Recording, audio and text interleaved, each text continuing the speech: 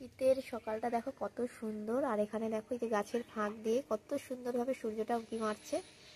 এই দেখো কত সুন্দর লাগছে,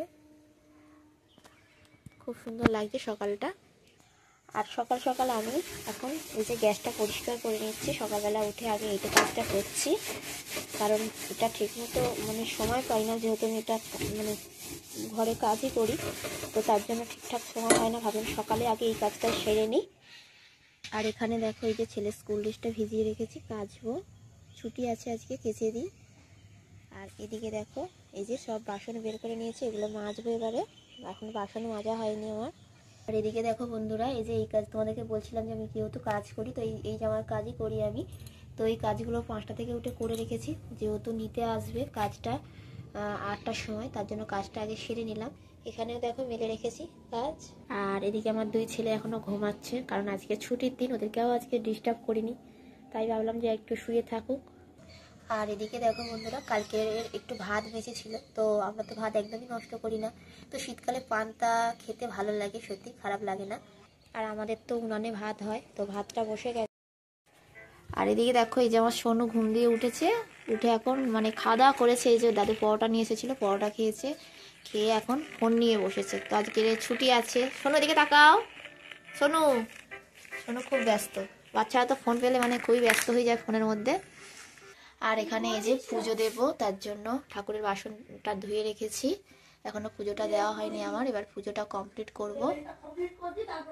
আর তোমাদেরকে দেখিয়েছিলাম তরোয়াল মাছ, তো দেখো তরোয়াল মাছটা ঝাল হয়েছে, এই যে তরোয়াল মাছের ঝাল হয়ে গেছে।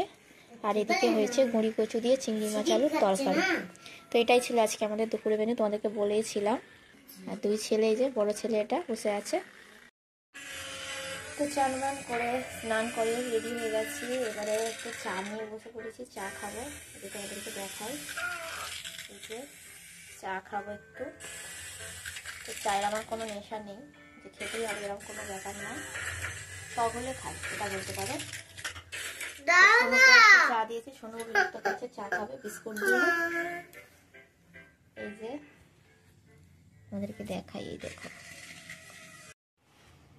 সোনুর ফোন দেখা হয়ে গেছে, এখন এবার এই যে কাঁচি নিয়ে খেলা হচ্ছে। এই দেখো টেপগুলোকে কতগুলো করেছে, এই দেখো মুখটা দেখো। ওই যে দাদা নিয়ে নিয়েছে টেপ, আমার বড় ছেলেও ড্রয়িং থেকে বাড়ি চলে এসেছে, এসে ও একটা বাজি তৈরি করছে, সেই কালী পুজোর যে বাজিগুলো ছিল সেগুলো নিয়েছে, আর দেশলাই কাঠি দিয়ে একটা বাজি তৈরি করছে। সব যে যার মতো ব্যস্ত।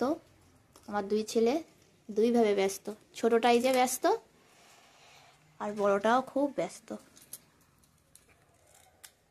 তো দেখো যে বাজিটাকে বানিয়েছিল সেটাকে এই যে কি করছে দেখো।